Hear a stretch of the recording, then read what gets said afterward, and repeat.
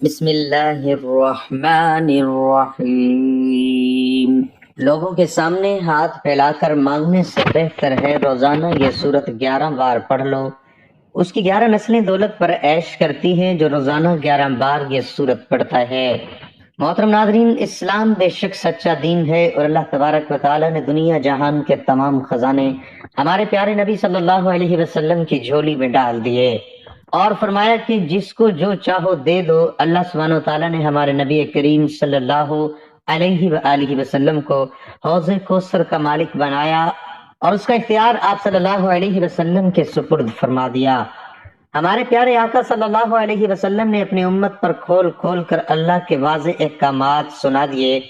فرما دیا کہ دولت کس طرح اور کن لوگوں کو ملتی ہے۔ اگر امت نبی علیہ الصلوۃ والسلام کے فرم و داد پر عمل کرنے لگے تو یہ امت اس دنیا کی امیر ترین امت ہو سکتی ہے۔ لیکن ناظرین، افسوس تو یہ ہے کہ اس امت کے لوگ آج در بدر مارے مارے پھرتے ہیں اور دوسروں کے سامنے اپنی چھوٹی چھوٹی ضروریات کے لیے ہاتھ پھیلاتے ہیں۔ تو آج کی اس ویڈیو میں قرآن پاک کی ایک ایسی سورت مبارک کا عمل بتا رہا ہوں کہ اگر کوئی بھائی بہن ہر روز یہ سورت مبارکہ کو فجر کی نماز کے بعد صرف 11 مرتبہ پڑھنے کا اپنا معمول بنا لیتا ہے تو دولت، عزت، شہرت ایسے شخص پر مہربان ہو جاتی ہے، اس کی 11 نسلیں بیٹھ کر بھی اس دولت، عزت اور شہرت پر عیش کریں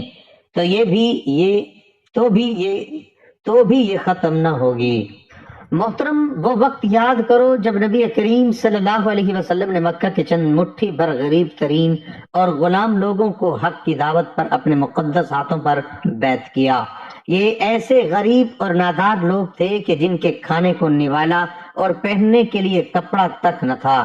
قربان جائیں حضرت خدیجۃ الکبریٰ سلام اللہ علیہا کی سخاوت پر، جنہوں نے اپنا تمام مال و متاع اسلام کی اشاعت کے لیے نبی کریم صلی اللہ علیہ وسلم کے مبارک قدموں پر نچھاور کر دیا، اور آپ صلی اللہ علیہ وسلم نے اس سے علاقے کے نادار اور مفلس لوگوں کی مدد اور دین کی تبلیغ کے کام کا آغاز فرمایا۔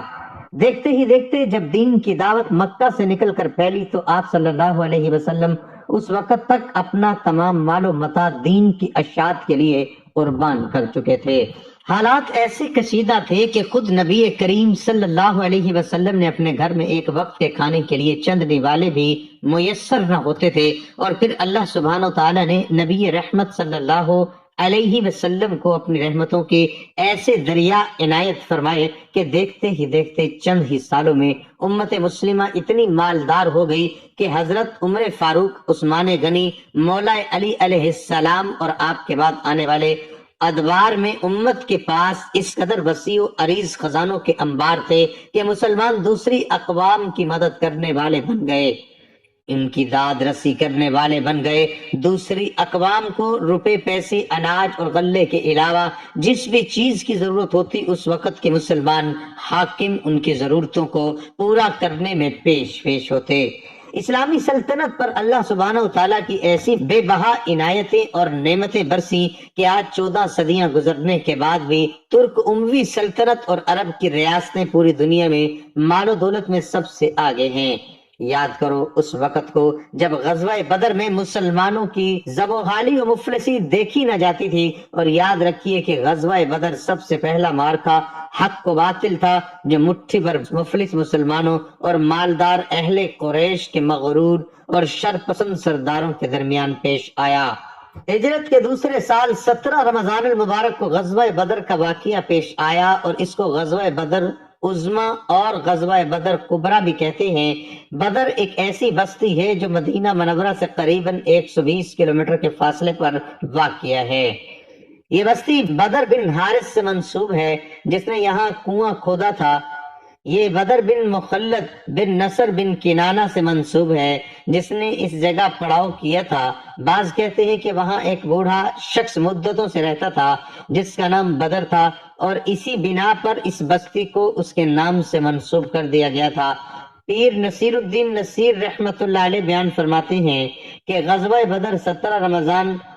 2 ہجری بمطابق 13 مارچ 624 عیسوی کو پیارے آقا صلی اللہ علیہ وسلم کی قیادت میں مسلمانوں اور ابو جہل کی قیادت میں مکہ کے قبیلے قریش اور دیگر عربوں کے مدینے میں جنوب مغرب میں بدر نامی مقام پر ہوا۔ اسے غزوہ بدر کبری بھی کہتے ہیں، اور حضرت انس رضی اللہ تعالی عنہ فرماتے ہیں کہ غزوہ بدر کے شروع ہونے سے بیشتر حضور پر نور صلی اللہ علیہ وسلم نے شیطانی فوج کے مردود کے مرنے کے مقامات پر نشان لگائے۔ نبی کریم صلی اللہ علیہ وسلم نے فرمایا کہ یہ فلاں کافر کے مرنے کی جگہ ہے، اور اپنا نورانی دست مبارک اس جگہ زمین پر رکھا، اور یہ فلاں مردود مرنے کی جگہ ہے۔ حضرت انس رضی اللہ تعالیٰ عنہ فرماتے ہیں کہ پھر جہاں آقا صلی اللہ علیہ وسلم نے ہاتھ رکھا تھا اس سے ذرا بھی فرق نہ ہوا، اور ہر کافر عین اسی جگہ مرا۔ اللہ اکبر کبیرہ۔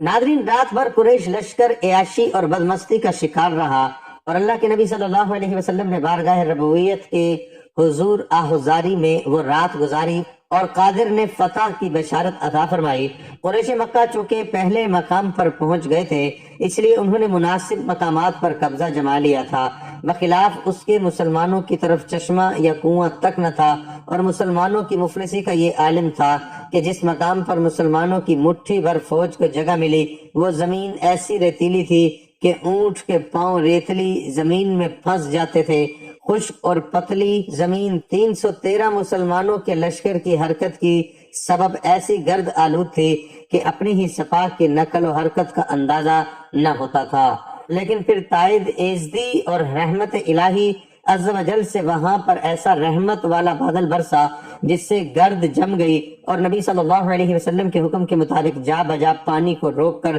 چھوٹے چھوٹے حوض بنا لیے گئے۔ پوری وادی جل تھل ہو گئی، سب پانی سے سیراب ہوئے، غسل کیا، وضو کیا، تمام اونٹوں کو پانی پلایا اور مشکیزیں بھر کر رکھ لیے۔ ریگزار مضبوط اور سخت ہو گئی، کفار کی زمین میں کیچڑ پیدا ہو گیا، اور اس قدرتی احسان کا رب کریم نے قرآن مجید میں اس طرح ذکر فرمایا ہے: اور آسمان سے تم پر پانی اتارا کہ تمہیں اس سے ستھرا کرے، اور شیطان کی ناپاکی تم سے دور فرمائے، اور تمہارے دلوں کی ڈھار سے بندھائے، اور اس سے تمہارے قدم جمائے۔ ناظرین، حضور نبی کریم صلی اللہ علیہ وسلم کے دست اقدس میں ایک تیر تھا، اس کے اشارے سے آپ صلی اللہ علیہ وسلم مجاہدین کی صفیں قائم فرما رہے تھے۔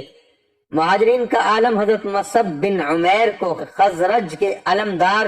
حباب بن منظر اور عوس کے علمدار سعد بن معاذ مقرر فرمائے۔ چنانچہ لشکر اسلام کی صف آرائی ہوئی، اور مشرکین مکہ بھی مقابل میں صفیں باندھے کھڑے تھے۔ حضور سید دو عالم صلی اللہ علیہ وسلم نے میدان بدر میں اپنے جان نثار سپاہیوں کو دیکھا، اور ان کی قلیل تعداد، مفلسی اور بے سر و سامانی کو بھی دیکھا، تو بارگاہ خدابندی میں یوں التجا کی: اے اللہ، تو نے مجھ سے جو وعدہ فرمایا ہے وہ پورا فرما۔ اے اللہ، اگر آج بھی مٹھی بھر نفوس بھی ہلاک ہو گئے تو پھر قیامت تک تمام روئے زمین پر تیری عبادت کرنے والا کوئی نہیں رہے گا۔ جبکہ ابن اسحاق کی روایت میں ہے کہ جب قریش مکہ کے کافر سامنے آئے تو آپ صلی اللہ علیہ وسلم نے یوں دعا فرمائی کہ اے میرے اللہ، یہ قریش کے لوگ بڑے غرور اور فخر کے ساتھ پیغمبر سے لڑنے اور جھٹلانے کو آ رہے ہیں، اپنی مدد بھیج جس کا تو نے وعدہ فرمایا ہے،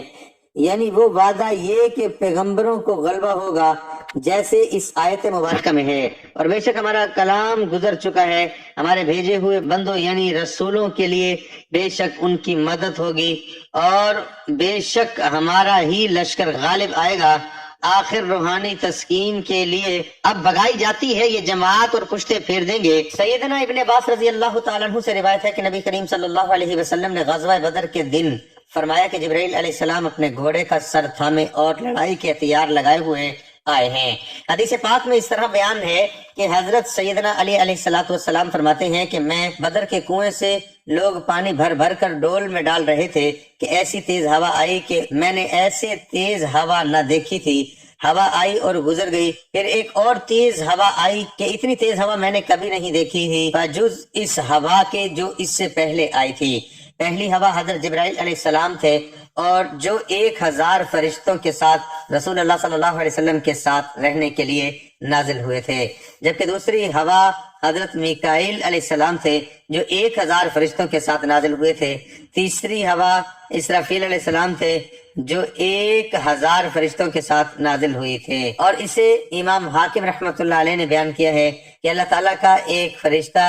ساری دنیا کے کافروں کو مارنے کے لیے کافی تھا، مگر اس پروردگار کو یہ منظور ہوا کہ فرشتوں کے بطور سپاہی بھیجے اور ان سے عادت اور قوت بشری کے موافق کا ملے۔ حضرت رفیع بن رافع رضی اللہ تعالیٰ عنہ جو کہ بدری صحابہ کرام رضوان اللہ تعالی علیہم اجمعین میں سے ہیں، انہوں نے فرمایا کہ حضرت جبرائیل علیہ السلام نے نبی کریم صلی اللہ علیہ وسلم کی بارگاہ میں حاضر ہوئے، عرض کرنے لگے کہ آپ بدر والوں کو کیسا شمار کرتے ہیں؟ یعنی آپ کے وہ صحابہ جنہوں نے بدر کی جنگ میں شرکت کی تھی، آپ کی نظر میں ان کی کیا اہمیت ہے؟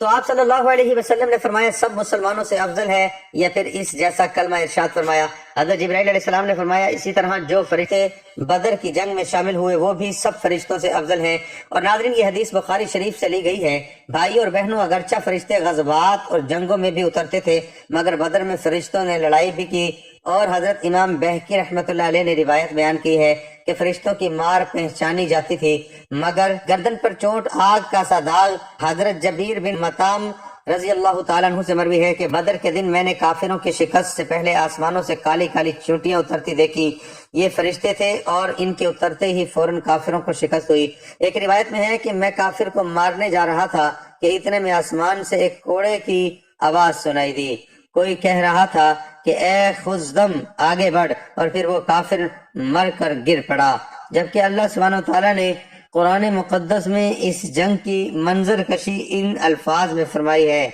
کہ دونوں فوجیں آمنے سامنے مقابل ہیں، حق و باطل، کفر و اصلاح، اور نور و ظلمت، نیکی و بدی، اور خیر و شر بے شک تمہارے لیے نشانی تھی دو گروہوں کی جو آپس میں لڑ پڑے، ایک جو تھا اللہ کی راہ میں لڑتا اور دوسرا کفر کی۔ مسلمانوں نے جو آنکھوں دیکھا اپنے سے دگنا سمجھے۔ ناظرین، اس میدان بدر میں ابو جہل کے علاوہ امیہ بن خلف جس نے حضرت بلال حبشی پر بے پناہ ظلم ڈھائے تھے، اور ابو بختری جسے ہم سرداران قریش بھی کہتے ہیں، سرداران قریش بھی مارے گئے، اور یہ مغرور لشکر میدان چھوڑ کر بھاگ ہوا۔ اللہ سبحانہ تعالیٰ نے اسلام کو فتح دی، اور دنیا نے دیکھ لیا کہ فتح اور شکست میں مادی قوت سے زیادہ روحانی قوت کا دخل ہوتا ہے۔ مسلمانوں کے کل 14 آدمی شہید ہوئے، اس کے مقابلے میں قریش کے 70 آدمی مارے گئے، جن میں سے 36 حضرت مولانا علی رضی اللہ تعالیٰ عنہ کے ہاتھوں قتل ہوئے، 70 سے زیادہ گرفتار ہوئے۔ قریش مقتولین میں ان کے تقریباً تمام امور سردار شامل تھے، اور گرفتار ہونے والے بھی ان کے معززین میں سے تھے، مثلا حضرت عباس بن عبد اللطیف، حضور کے چچا عقیل بن ابی طالب، اسود بن عامر، سہیل بن عامر، اور عبداللہ بن زمان وغیرہ۔ غزوہ بدر کے اثرات یہ مرتب ہوئے ہیں کہ جنگ بدر حق و باطل کے درمیان میں فیصلہ کن معرکہ تھا، اور اس کی اہمیت اور اثرات کا اندازہ اس بات سے اس جنگ میں قریش کے غرور کا سر نیچے ہوا۔ میدان بدر میں آنے والے قریشی لشکر کی حالت یہ تھی کہ وہ اکڑتا ہوا اور لوگوں کے نمائش کرتا ہوا بڑھ رہا تھا۔ ان کا ارادہ تھا کہ بدر میں لگنے والے میلے میں لوگ ہماری قوت دیکھیں گے تو پورے عرب پر ہمارا رعب طاری ہو جائے گا، لیکن جنگ کے غرور کا سر نیچا کر دیا۔ غزوہ بدر کے نتیجے کے طور پر بہت سے ایسے لوگوں نے بھی اسلام قبول کر لیا جو فی الحقیقت اسلام کے قائل نہ ہوئے تھے، بلکہ دل سے اس کے دشمن تھے، اور اس کے نتیجے کے طور پر منافقین کا گروہ بھی پیدا ہو گیا جو بعد میں اس کے اندر گھس کر خلاف اسلام سرگرمیوں میں بھی مصروف رہا، اور ان میں سے عبداللہ بن ابی جیسے رئیس المنافقین بھی کہا جاتا ہے۔ اس نے بھی جنگ بدر کے بعد مسلمان ہونے کا اعلان کیا تھا۔ قریش مکہ کے بڑے بڑے سردار اس جنگ میں مارے گئے، صرف ابو سفیان بچا تھا جو اس جنگ میں شریک نہیں ہوا تھا، اس لیے قریش کی قیادت ابو سفیان کے ہاتھوں میں آ گئی۔ بنو امیہ کے اقتدار کی جدوجہد کے پس منظر میں ابو سفیان کو بڑا دخل حاصل تھا۔ پہنچ کر ابو سفیان اور اس کی بیوی حمدہ نے انتقامی جذبات کو بھڑکایا اور مدینے پر دوسرے حملے کے منصوبے بنانا شروع کر دیے، اور اس کے بعد اسلام کے خلاف تمام جنگوں میں کفار مکہ کی قیادت اس نے کی۔ غزوہ بدر کے بعد غزوات، اس غزہ کے نتیجے میں اس میں لشکر نے اپنے مقتولین کا بدلہ لینے کے لیے مدینے پر حملہ کیا۔ بہرحال جنگ بدر کا خاتمہ اسلام اور مسلمانوں کی فتح اور کامرانی کے ساتھ اسلامی تاریخ کی مقبول ترین جنگ مسلمانوں کو یہ پیغام دیتی ہے کہ فتح اور شکست کا دار و مدار انسانی وسائل پر نہیں ہے، بلکہ اللہ تعالیٰ پر یقین محکم سے ہوتا ہے۔ اور جنگ کے بعد جس طرح سے اللہ سبحانہ و تعالیٰ نے مسلمانوں پر اپنی رحمتوں اور برکتوں کا نزول فرمایا ہے، وہ بھی اپنی مثال آپ ہے۔ اللہ سبحانہ تعالیٰ نے قرآن حکیم کی صورت میں مسلمانوں کو اس جہان کا سب سے قیمتی عطا فرمایا ہے، جس میں تمام روئے زمین پر بسنے والے انسانوں کی قیامت تک کے لیے تمام مسائل کا حل دستیاب فرما دیا گیا ہے۔ بھائی اور بہنوں، ضرورت اس امر کی ہے کہ قرآن کو اپنے روزمرہ کی زندگی میں شامل کر لیا جائے، اور اپنے اس ویڈیو میں ایک ایسی ہی بابرکت آیت مبارکہ بتا رہا ہوں کہ جو شخص ہر روز اس سورت کو فجر یا عشاء کی نماز کے بعد 11 مرتبہ پڑھنے کا اپنے آپ کو عادی بنا لیتا ہے تو اللہ تعالیٰ ایسے شخص کی رزق کی تنگی کو دور فرما دیتا ہے۔ جو شخص روزانہ بلا ناغہ یہ عمل کرتا ہے تو نہ صرف اس پر بلکہ اس کی نسلوں پر بھی اللہ سبحانہ تعالیٰ رزق کی تنگی کے دروازے بند فرما دیتا ہے، اور اللہ اسے وسیع اور کشادہ رزق عطا فرماتا ہے، اتنا وسیع کہ اگر وہ دوسروں کو بھی بانٹے تو بھی اس کے پاس رزق ختم نہیں ہوتا۔ فجر یا عشاء کی نماز کے بعد سب سے پہلے 11 مرتبہ درود پاک پڑھ لیں۔ ویسے تو آپ کوئی سا بھی ہی درود پڑھ سکتے ہیں، لیکن اگر درود ابراہیمی پڑھتے ہیں تو یہ سب سے زیادہ فضیلت والا درود ہے۔ آپ چاہیں تو مختصر اور آسان سا درود صلی اللہ علیہ وسلم بھی پڑھ سکتے ہیں، یہ صلی اللہ علی محمد بھی پڑھ سکتے ہیں، ورنہ نماز والا درود یعنی درود ابراہیمی سب سے بہتر۔ آئیے خیر و برکت اور ثواب کی نیت سے ایک مرتبہ مل کر بھی درود پاک پڑھ لیں۔ اللہم صلی علی محمد وعلی آل محمد کما صلیت علی ابراہیم وعلی آل ابراہیم انکا حمید مجید۔ اللہم بارک علی محمد وعلی آل محمد کما بارکت علی ابراہیم وعلی آل ابراہیم انکا حمید مجید۔ درود پاک پڑھنے کے بعد ناظرین آپ نے یہ آیت پڑھنی ہے، اللہ یبسط الرزق لمن یشاء من عبادہ ویقدر لہ، اللہ اپنے بندوں میں سے جس کے لیے چاہتا ہے رزق کشادہ کر دیتا ہے اور جس کے لیے چاہتا ہے تنگ کر دیتا ہے۔ اس آیت کو 11 مرتبہ پڑھنے کے بعد آپ نے اللہ تعالیٰ کے ناموں کا ورد کرنا ہے۔ الغنی، اللہ غنی ہے، بے نیاز ہے۔ الرزاق، خوب رزق دینے والا، ان دونوں ناموں کو ملا کر پڑھیں گے تو ایک شمار ہوگا۔ تو آپ نے ان دونوں ناموں کی مکمل ایک تسبیح پڑھ لینی ہے، اس کے بعد آپ نے 11 مرتبہ سورۃ کوثر پڑھنی ہے، اس کے بعد آپ نے یہ دعا 11 مرتبہ پڑھ لینی ہے، اللہم اکفی بحلالک عن حرامک واغننی بفضلک عمن سواک، اے اللہ مجھے اپنے حلال سے کفایت فرما، اپنے حرام سے بچا کر اور اپنے فضل سے مجھے سب کا محتاج ہونے سے بے نیاز فرما۔ پھر آخر میں اتنا ہی درود پاک پڑھ لینا ہے جتنا عمل شروع کرنے سے پہلے پڑھا تھا، اور اس کے بعد اپنی اولاد، اپنی آنے والی نسلوں کے لیے رزق میں وسعت اور کشادگی کے لیے دعا کرنے سے اللہ سبحانہ و تعالیٰ انشاءاللہ غیب کے خزانوں کے منہ کھول دے گا۔ اللہ رب العزت اتنا عطا فرمائے گا کہ کبھی روپے اور پیسے کی ضرورت کی کمی نہ ہوگی۔ اللہ تعالیٰ سے دعا ہے کہ ہم سب کو نیکی کی بات سننے سمجھنے اور اس پر عمل کرنے کی طاقت اور توفیق مرحمت فرمائے۔ میرا سنانا اور آپ کا سننا اپنی بارگاہ میں قبول و منظور فرمائے، آمین یا رب العالمین۔ ناظرین گزارش ہے کہ اپنے رزق میں برکت، وسعت اور کشادگی کے لیے اللہ تعالیٰ کے 99 ناموں میں سے کوئی ایک نام لکھ کر کمنٹس میں ضرور شیئر کریں۔ اللہ تعالیٰ ہم سب کا حامی و ناصر ہو، آمین، جزاک اللہ۔